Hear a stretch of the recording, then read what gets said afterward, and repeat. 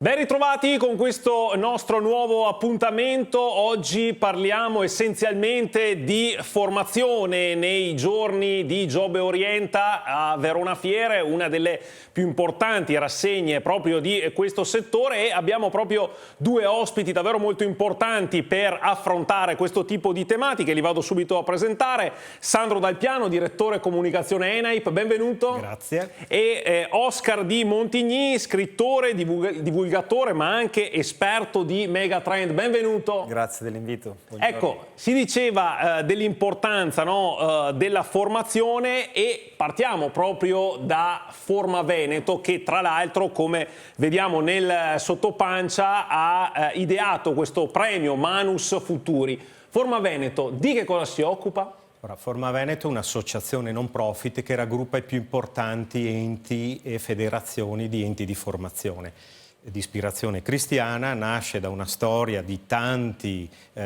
centri che sono nati dal dopoguerra in poi, ma soprattutto forma il 90%, rappresenta il 90% dell'area di formazione che si rivolge ai giovani dopo i 14 anni, quindi la fascia delle scuole superiori, però area tecnico-professionale. Pensate, sono 20.000 i giovani, quindi 20.000 famiglie che affidano i loro figli ai centri di formazione professionale di Forma Veneto. Ecco, stiamo vedendo proprio in questo momento le immagini di Giobbe Orienta, i momenti salienti della premiazione di Manus Futuri 2022. È stata una giornata anche molto particolare, no? Molto interessante, molto densa di situazioni. È stata una giornata per noi che è stata principalmente una festa, dove abbiamo premiato e messo in evidenza le eccellenze della formazione professionale, che sono i nostri giovani. Tra l'altro li abbiamo anche premiati, li abbiamo chiamati centini al 100%, quindi è stato un momento in cui abbiamo celebrato questa fortissima relazione tra territorio, giovani, le loro famiglie, le imprese, e abbiamo anche ricordato degli imprenditori che non ci sono più, purtroppo, ma che hanno sostenuto la formazione professionale con le loro aziende. Mi riferisco ad Andrea Riello, recentemente scomparso, e anche all'imprenditore padovano Mauro Mantovani. E quindi è stato un momento toccante, ma abbiamo avuto la possibilità proprio di presentare a istituzioni, imprenditori appunto, alle loro famiglie, ai tanti giovani presenti, le eccellenze, cioè i migliori ragazzi che questo segmento, che ricordo è all'interno del canale dell'istruzione e formazione professionale, non ha nulla, come dire, di difetto rispetto a, diciamo, altri canali. Anzi, forma i giovani che andranno a colmare i deficit adesso di tecnici che le aziende chiedono e non trovano. Quanto è difficile, chiedo ancora a lei, poi chiaramente introduciamo anche il dottor Oscar Di Montigny, quanto è difficile oggi fare formazione a questi ragazzi?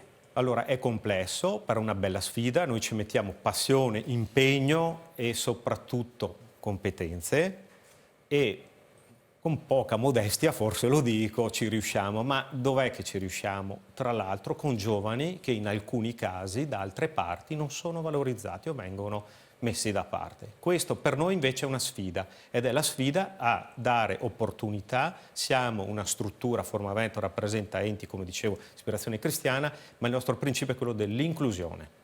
Inclusione effettiva, concreta nel mondo del lavoro, piuttosto che sociale, ma soprattutto io dico sempre che aiutiamo questi giovani a realizzare un progetto di vita, prima di tutto delle persone con i loro sogni che vengono come dire, portati a termine. Infatti noi chiamiamo queste scuole la scuola del fare, le scuole del fare, che non significa non studiare, ma significa prepararsi al mondo del lavoro e poter anche però continuare ad andare all'università, eccetera. Anche perché possiamo dirlo, in Veneto, insomma, le opportunità non mancano, dai. Soprattutto dal lato del numero di imprese presenti e dalle richieste che riceviamo in vari settori, un po' tutti. Abbiamo in questo momento un'emergenza proprio per la ricerca di giovani tecnici preparati. Tante opportunità, ma vanno colte anche in un momento, questo ricordavo prima, che è il momento della scelta, il momento dell'orientamento per la scelta scolastica. Quindi, quello che dico sempre, incontrate ascoltate, incontrate le varie scuole e soprattutto guardate con un occhio di favore anche il segmento dell'istruzione e formazione professionale. Ecco, vengo da lei, dottor Di Montigny, che è stato un po' l'ospite d'onore, no, di questa giornata così particolare che ha tanto catturato l'attenzione. Io voglio capire da lei quali corde è andato a toccare per catturare l'attenzione di questi giovani. Ma allora, innanzitutto grazie per l'ospitalità. Oggi in realtà nell'aula c'erano docenti, insegnanti, educatori, formatori e giovani, quindi è stato un po' complesso cercare di calibrare un contenuto utile per tutti. Eravamo in un luogo che portava anche contenuti esperienziali molto specifici, per cui non mi sono aggiunto a quelli che avessero qualche cosa da insegnare. Ho cercato di essere un elemento un po' laterale, di lanciare delle provocazioni e suggestioni. Io, insieme ad altri in giro per il mondo, c'è una comunità di persone che sta cercando di riflettere su cosa sarà il domani, no? Cercando di unire i puntini con un pensiero un po' laterale. E siamo tutti convenendo sull'idea che stiamo già affrontando, anche se non è molto manifesto, un vero e proprio cambio di epoca, dove tutto verrà stravolto.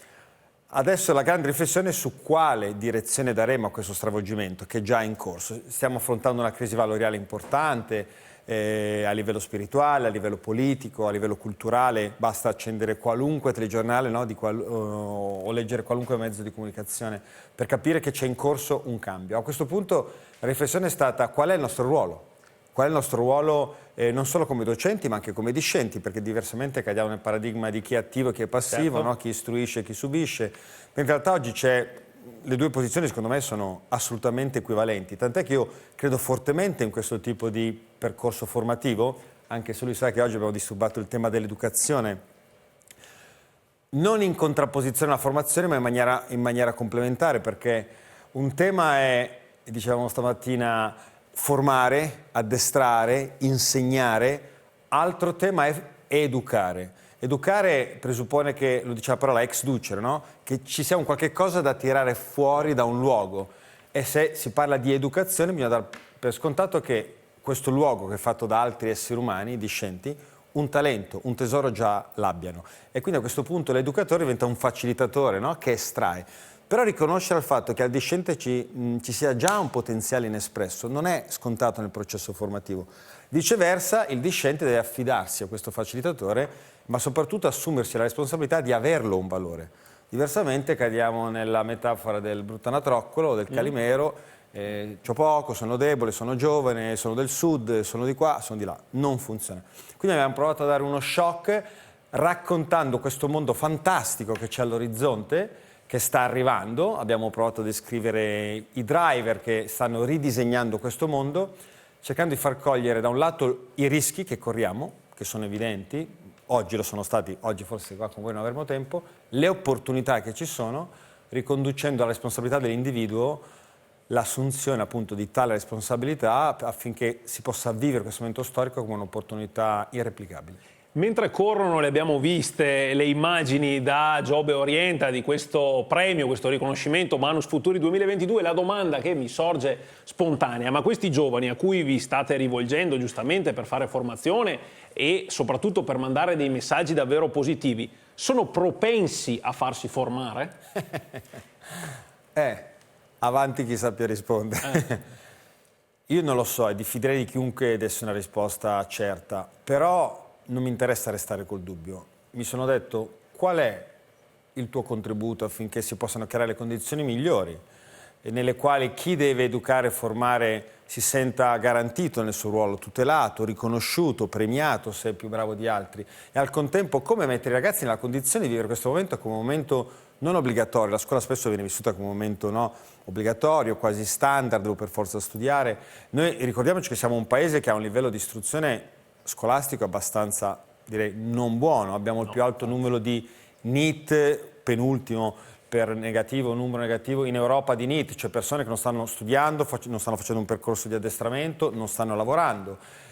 Forse il Veneto si distingue come eccellenza, però io sono portato a vedere una dimensione nella sua totalità.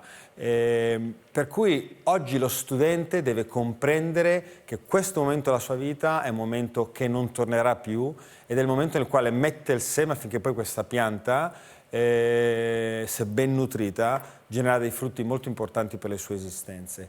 E stavo dicendo prima, la dimensione tecnica, che forse in passato è stata relegata a una dimensione di serie B, se mi è consentito, oggi sta paradossalmente mettendo la freccia destra e superando i percorsi più canonici, perché oggi c'è un gap tale tra ciò di cui c'è bisogno nella vita reale dell'impresa, del business, dei mercati, e la capacità di chi fa i percorsi educativi standard, di disegnarne i contenuti, di stare al passo con questa domanda, che si sta creando uno spazio. Le imprese non hanno lavoratori idonei a svolgere attività necessarie, non hanno modo e tempo di convertire i propri lavoratori a nuove attività. Stiamo parlando di gente che magari ha 50 anni, non c'ha nemmeno più voglia di sottostare a un percorso di addestramento nuovo, ma c'è un bisogno reale che è quello che i mercati ti impongono. Dall'altra parte abbiamo studenti che oggi potrebbero dover scegliere tra due percorsi di serie A, non più serie A e B.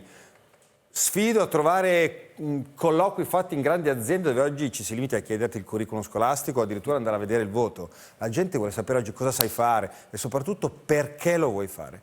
E quindi siamo stati molto oggi sul perché. Credo che domani la differenza venga proprio determinata dallo scopo. Perché fare un mestiere, perché per un'azienda, perché in quell'industria, e l'azienda che si domanderà perché devo scegliere te, no?